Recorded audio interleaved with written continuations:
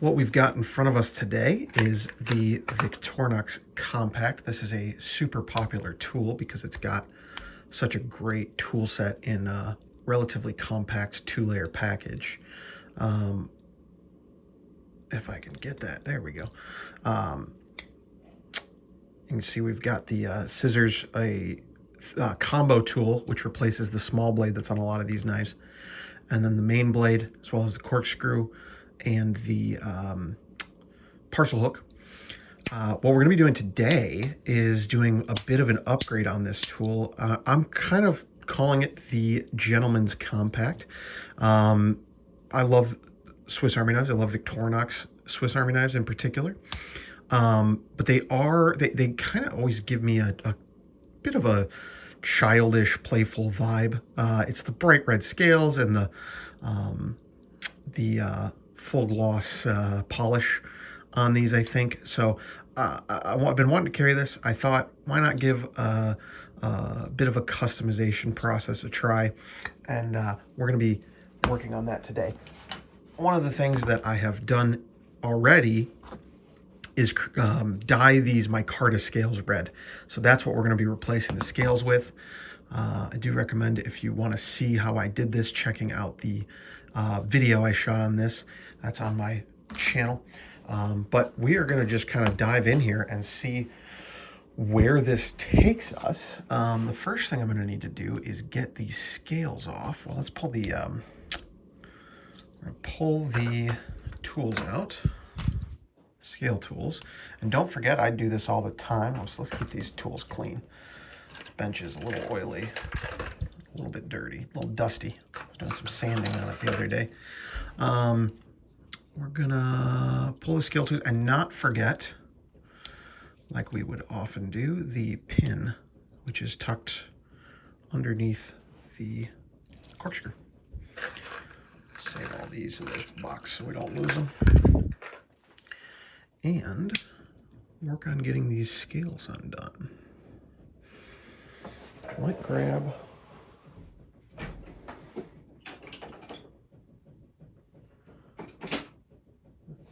I got a small flat screwdriver here. I'm not worried about salvaging these scales.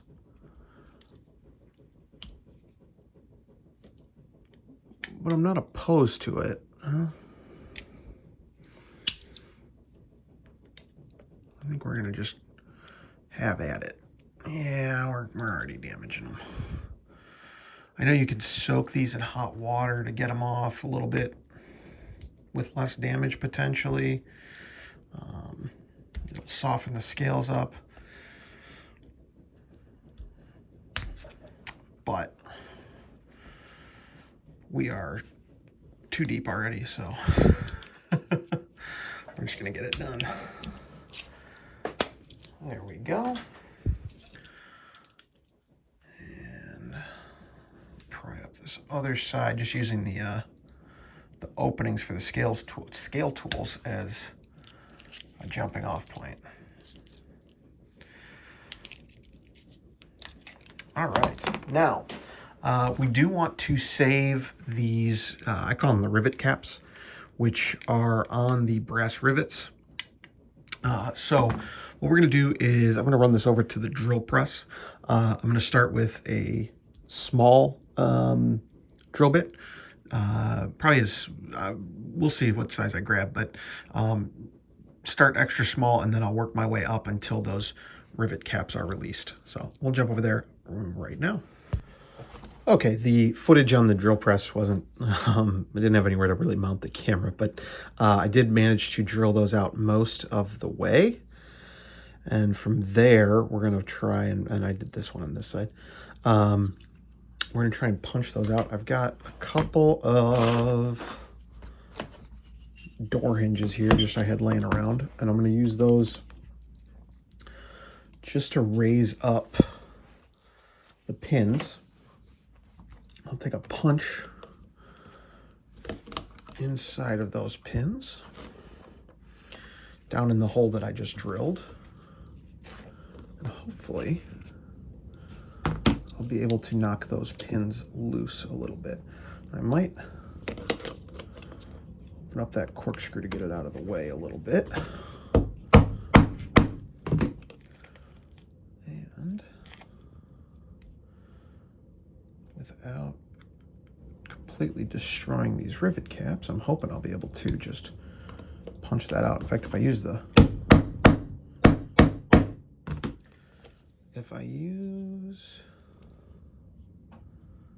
I might just be re-riveting it into place.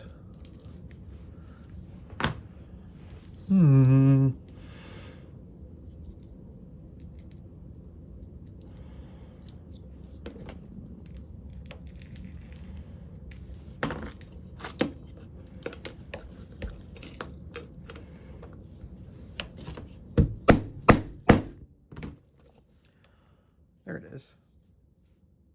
So I'm just using the hole now, and you can see, oops, I've got the rivet cap stuck on my punch, but it does look like that came off and is still intact. So apparently this is a viable strategy. I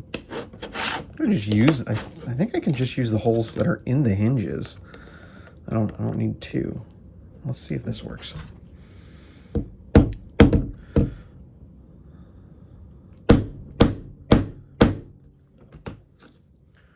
I apologize for the shaking when I hit the hammer. Let's see. Might have disformed a little bit, but I don't think it's going to be a deal breaker. Let's get that back in place. Yeah, you can see the pin on this side is now starting to lift up. This one here. So I got a little bit of room under. Can we get a screwdriver under there? Not quite yet. Keep working on that.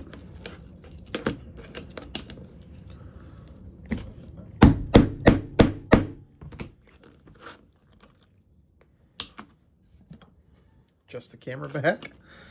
I gotta get figure out a better rig for this. I believe there we go. That came right off. Continue that process. Got one more on this side.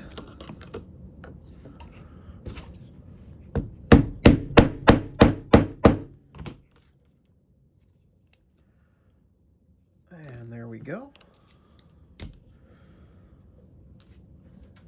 This is working quite well, actually. And finally, this side, which does not have a rivet cap.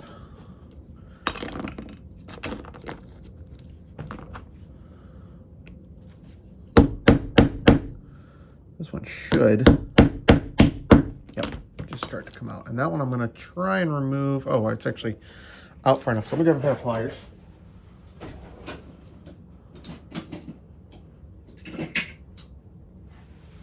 Here's some diagonal cutters, which I find work well for this type of thing. And I'm just going to lift that bottom pin out. You see the corkscrew just fell out. And there's the rest of that pin. We'll toss that, and actually the whole tool just came apart in my hand because there's a lot of spring tension on there. And so you want to be careful of that. Let me get this tidied up, and I will be right back, and we'll talk about what's next for the process. Now that we've harvested the pieces from the tool, we've got our 2 springs, 3 liners here, our 5 tools down below. We've also got this unique little spacer plus lanyard loop or keyring loop. I believe this is unique to the Compact. I don't think this is on any other Victorinox tools. Usually the keyring is a part of one of the spring layers. In addition to that, we've got our 6 brass rivet caps. 2 of those are going to be in the smaller sizes, and then 4 will go on the ends, and those are a little bit larger. Before we go, well, one of our next steps is going to be to stone wash all of our parts. I want to take away some of that sheen and just give everything a nice uniform matte finish. I think that'll look really, really nice. But before we do that, one thing I want to do is make a little, what I would call an improvement to the wire stripper notch on the combination tool. This is a common kind of modification I've seen. I think I can do something kind of nice here. I'm gonna turn that into a little bit sharper wire stripper, something that'll be good for working around perhaps like an extension cord or something like that, but can also strip those inner cores. That's more of what I'll be doing with this. If I move into this smaller gauge wire, I'm going to be using wire strippers most likely. In addition to that, I want to add a half stop to the main blade. So we're going to have to look at how we can do that, but it'll most likely be filing away this back edge. I want to do both of those things before I do any of the stonewashing, so that these can be they'll match in finish. They'll be stonewashed as well. Then I'll have to come back and sharpen things up, but the finish will match a little bit better, I hope. We'll see. I think what we're going to do is go grab some files and get to work on that. We'll probably start with the wire stripper notch because that will be more salvageable if we fail. And then we'll see how it works on the main blade. We'll touch base from there. It was a bit of an awkward position to film this, but I did get the filing done. It did work really well. You can see I'm in my testing, or in my reassembly jig here, just testing the fit of the half stop in particular. And you can see that that locks in. There's no wiggle, and it still locks out, no problem. And if I carefully, because this blade is not captive, it locks in there. Nice strong detent. And then, whoops, should go on top of that, but that'll rock back into place. I did nick the blade there, but no matter. We're going to be dulling it very soon as part of the next bit of process. I'm not sure if I need to pull this off. Yeah, let's pop this off. Now that our testing's done, I also, if I can get this off, took care of the, I'm not sure if it's focusing, the combo tool, and I just came at it with a square file and wrote in that notch. I tried to apply pressure away to the left here, away from the opening, just not to weaken this lip more than I needed to. Honestly, I'm not going to be using that, but I don't use it as a can opener. Maybe it's a bottle opener every once in a while, but I'm not too worried about that failing. What I did do was use the square file to create this kind of triangular groove here, and you can see it is beveled. Not the prettiest thing in the world. I might go back and clean it up some more with a set of needle files.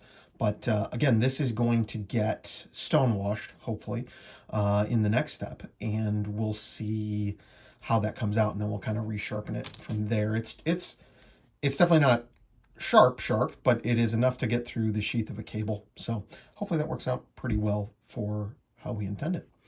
The next step is going to be to take all of the parts that I can. I'm going to put them, my plan right now is to put them in a bucket with some rocks and go shake that around outside for a while. I had a vibratory tumbler, but it failed on me. The motor failed on me pretty early on, so I haven't replaced it yet, and not really sure what I did wrong, so I don't know how to avoid that issue. But I've got all these parts. I got rocks. I got buckets. We're going to see if we can make it work. I'm going to take, so things like the nail file on the back of the parcel hook, I'm going to go ahead and cover that in some nail polish. And that should protect that while it gets tumbled, and then I can remove that with some acetone. I will pop out the spring here, for instance. I'm also going to see how the aluminum scales take it. Should take a finish easier than the stainless steel, but this is all guesses. I'll report back, because this I won't be able to film. It's going to be too messy, too much of my hands full. I'll report back on how I ended up accomplishing it. And that way you can learn from what are bound to be many mistakes henceforth. So back in just a flash with hopefully some finished parts. After a longer than expected intermission and after just as many screw ups as I expected, we got everything stonewashed. So here is the knife blade, for instance. You can see that it's a lot more matte. I started with just kind of a just a tub of ceramic media that I was shaking around manually. That did not work. We ended up getting a vibratory tumbler from Harbor Freight. You can see it there in the corner. And ran this for probably an hour and a half. And everything, I think, turned out pretty good. I was pretty happy with it. What we've got now is a nice stonewash finish. And I think we're going to try and assemble this now. Some things like the scissors are a little gritty. I'm going to go in with a brush and some WD-40 and kind of try and flush out that joint. But for the sake of the video, I'm going to try and get things moving along just a bit. Let's see. So I've got my brass pins here. And we'll start with the blade lighter. Oh, I forgot to mention, I did try my hand at some file work. It isn't perfect, but you know what? I kind of like it. I did not have my files are not sharp. My needle files are pretty junk. But I like how it catches the light differently when you've got this matte finish on all the blades. And then you've got these little hints of light on top. So you can see some of those are pretty jank, but whatever. So I'm going to drop these pins in.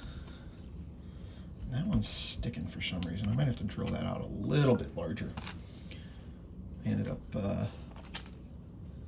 getting some files for that, or some wire gauge drill bits, which gives me a couple of options in that 2.5 millimeter range. So let's go ahead, orient this correctly. I want this kind of raised portion sticking up into the tool. Oh, and then got our 2.2 millimeter pins in the center there. If you guys aren't familiar with this jig, I did a video on it. And I also did a video assembling my first knife on it. Makes this process, I don't want to say arbitrary, but quite a lot easier. Oh, and did I show you the filing? I don't remember. I must have, yeah. So we'll sharpen that up too when once the knife is assembled. Let's see, I need, this spring drops in. Is it this way? No, it's gotta be this way, right? No, it can't be that way. This way, that makes sense. And that gets the corkscrew on the bottom. One modification I made to this jig is I carved out this section because the corkscrew and the Phillips driver would do this too. They stick out a bit. And what I can do now is drop that corkscrew in sticking, that's backwards. Whoops. I can drop the corkscrew in and have it stick out the bottom. That way the rest of the tools are free to move as they see fit. This blade, it's not, I wouldn't say it's dull. Well, it is dull. It's not blunt, but it's quite dull now from the tumbling. I'll sharpen this up once I have a handle on it. I've just been using this screwdriver today. I don't know. I don't have any of my brass punches with me, but a little bit of that should allow. Yeah, so that is fully closed. We're going to add our lanyard ring, which sits like so. Nests with the spring and also stays out of the way of the blade. Let's see, the next layer, oh, we need the liner here, which I believe goes this way as well. It must, because it fits the pin layout that we're using. Just drop that in. I've got a few minor discrepancies in my jig, but it actually helps once it's in. It helps lock it in place because those pins are ever so slightly out of alignment. So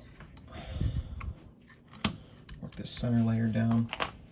The liner's got a really interesting texture. I don't think you'll see much of it. It's a little rougher. It almost looks like galvanized metal or something, which not my favorite, but I think it works okay. I'm trying to remember. Well, yes, must go this way because our parcel hook has to go the same way as the corkscrew. Oh, when I tumbled this, another thing I'll come back on is I put nail polish over the nail file to protect that while it's tumbling, and then I can come back with some acetone in a bit here and clean that off. Kind of rushing, I guess, to get this assembled tonight, but you know, what's the worst that could happen? Nothing bad ever came from rushing a project like this. I'm going to open the parcel hook, I think, so I can. Ooh, that spring is tough.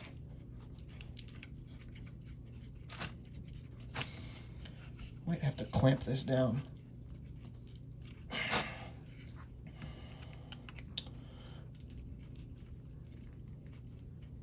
Huh. Is there something in the way? Feels like it's sticking. The scissors aren't wanting to go down all the way. There it is. Easy peasy. Still got a nice snap to their closure. Is that it? That's it. Okay, so here's the final layer, the final liner. And from here, oops, trying to check my microphone, make sure it's still broadcasting. From here, we're gonna, these pins are more out of alignment than I thought, which is a bit unfortunate, but like I said, it keeps everything from moving too much. Hopefully I can get it out okay, because this is the first time I've used this 91mm jig. So there's that. Oh yeah, that ain't coming out, is it? Let's see.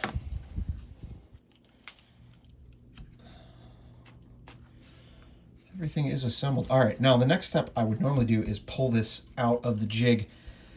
It appears I may have made some miscalculations in the jig layout. You can see this liner is not sitting flat. It's fighting me a little bit. I think the pins are a little bit misaligned. And what that's causing is more friction than expected when trying to lift this out. So I'm probably gonna have to cut cameras here for a moment, grab some pliers and yank this out of here. And then we will reconvene when it's time to put everything, the finishing touches together. Okay, great, that came out without too much effort. I've set the jig aside and we're gonna go ahead and put together our, put our rivet caps on. Now, I don't have any tape, so I'm gonna grab some super grip and some packing tape for transparency's sake. And I'm just gonna prepare a little here so I can get that nice and easy. And what I'm gonna do is on the central piece, I'm gonna put the small rivet cap. I'm gonna put the two, or put a large rivet cap on each of the ends.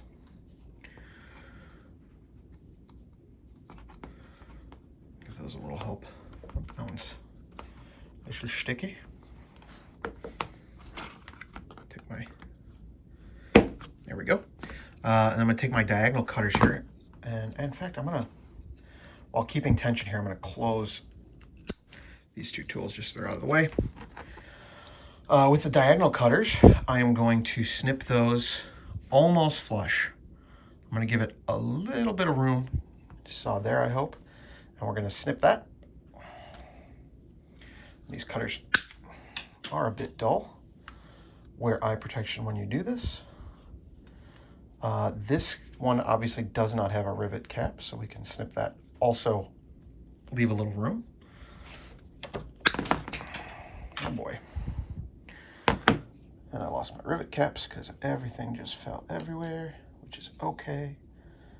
All we need now,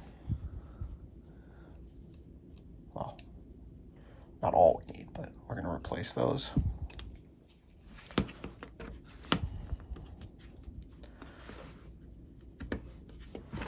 And we'll go ahead and snip that one.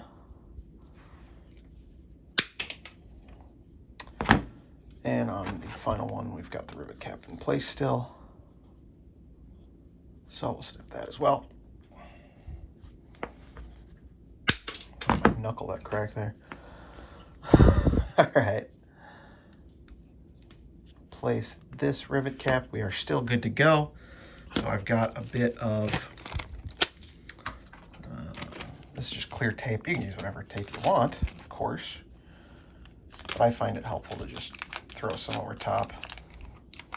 And that's going to help keep those rivet caps in place while we do the other side. So we will drop each of those rivet caps into place.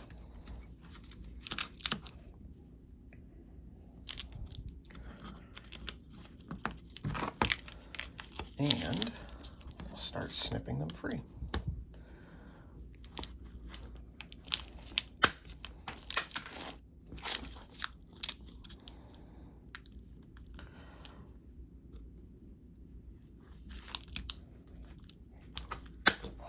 Really don't need much. You can see there, that's probably too much, but we will make it work. We're going to snip this inner one. And finally this guy here. Just levering up off the surface a little bit. Your 2 hands to get that guy going. All right, I'm going to use another piece of tape. It's not strictly speaking necessary, but I do find it helpful. And we'll let that tape stick together. Sandwich everything in. That way I can flip this. I'm not going to risk, at least not at the beginning, I'm not going to risk losing that, losing any of those rivet caps. So I'm bringing back in the jig, which I have this big steel plate just as an extra piece, which is nice. I'm going to grab a hammer and a nail set.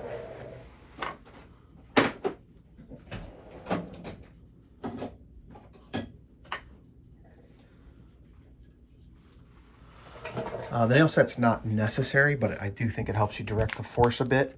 And I've got a hammer here. Now, I'm going to start pounding this, but as you can see, the camera's going to shake when I do so. So I am going to cut here, and we're going to go through. The way that I'll start is by peening over each section just a little bit. Especially want to be careful on this one because that could go straight through. So you want to make sure it's backed up plenty by the plate. Then we'll flip it over, do the other sides, and we'll keep cycling through until we've got it sealed in place. Once we get everything sealed in place, you know, where we can tell the rivet caps aren't going to come off, then we'll continue peening little by little until the tension in the tools is where we want it. So that's the process for that. I'm going to jump into that right now, and we will be back in a flash. It's not pretty, but it's close enough for jazz. I did get these all peened over. Some of them are a little more protruding than I'd like. I may have to come by with a Dremel and just sand those down. But magically off camera, like a cooking show, I did get these scales clear coated. They got just a bit of gloss now, but not too much. And they still have that nice red color that evokes that Swiss Army knife motif, I guess, theme, but in a little bit more interesting package, in my opinion.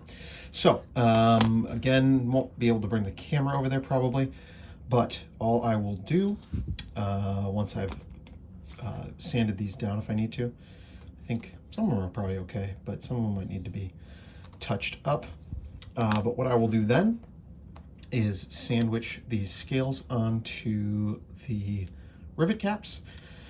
I've got some balsa wood lying around, so I'll probably sandwich this between some balsa wood and go into my bench vise, squeeze those together until each of those pins click into place. In my experience, you don't need glue with these scales, but of course, if you do end up removing them, you may need glue to reapply them, or if you don't feel it's secure enough for you, you can of course use a little two-part epoxy. But I think that is our next step before we do our finishing touches. So touch base in just a moment. Now, after a few finishing touches, the Gentleman's Compact is complete. You can see the red micarta scales turned out awesome. Might need to do another clear coat. You can see it's kind of spotty right now. But as far as finishing touches go, let's go through this. So the scale tools were all added. We've got the toothpick. The pen worked out pretty good there, you can see. Not a perfect, I think it'd be better if I had ordered the correct scales, but we've got the mini screwdriver back in. That almost, I assume it's because of the stone washing, just slides very, very smoothly. If I put that in and it just slides right out. So you'd have to be careful. I actually have been tightening it a little bit further than I would normally. I did also add the pen slot just by scratching that in with a file and opening it up until that pin fit in there perfectly. I did add the lanyard ring back, which was also stone washed with everything else. We've got the tweezers back here. And let's see, so from the back, we've got the pocket clip, and I just lost it. I have been keeping in here a small little magnet, which fits right into that parcel hook slot and hides away nicely. Just a generic, useful little thing. We got the corkscrew, as I said. I did go back and touch up the file work here. Now, I clearly need I think I need a new set of files, or a better set of files, because I think that could have been done a little bit nicer. It's a little uneven, and that base is a little bit rounded off rather than a nice crisp point, but that does work. I've tried it on a couple of cables. Just you can press the cable in and twist it, and that'll get you a nice cut. You can see we're already starting to get some wear. That's I think there's a little bit of misalignment in some of these pins. I probably could have done a nicer job, but if it works, it works. The scissors I sharpened up, and I did a little bit of, I just ran a hone across the surfaces that meet, oiled the heck out of it to flush out some of the grit from the hinge, and that is now working beautifully. Obviously, the spring was replaced. And I think finally, we've got the main blade, which you can see here. I did some file work along the spine. This was just something that kind of came up last minute. Just took a triangular file and ran it in a pattern. It's not great if you look at it closely, but honestly, I really like it. I think just, you know, at a glance, it adds another layer of interest. You got all these matte tools and then the little sparkles from those shiny spots. And then of course you can see that half stop that I added is just wonderful. And it was not difficult at all. It took 5 minutes with the file. And I did have to reprofile this tip just a touch because I went too far with the jimping there, but very, very nice. I love, you can see how that stone wash comes out on that blade, and it's just a perfect matte finish. You know, when you're walking around with it, it'll get scuffed up there. You can see where the bottle opener's contacting it, and that, I just love that half stop. Gives it a nice action. Everything's nice and smooth, oiled the heck out of it. Just sprayed WD-40 into it. I'll probably add some, probably KPL to it. Whoops, a little knife pivot lube to each of the pivots just to keep them fresh. But I like WD-40 because I can use a ton of it and just flush out all the gunk and grime. And I do that both when I'm doing a custom, and then also when if I were to try and restore a knife, WD-40 is cheap, and you get a ton of it, and you can just flush out the joints with it without risking any water getting in. So that is the Gentleman's Compact. I think I'm gonna be carrying this around quite a lot.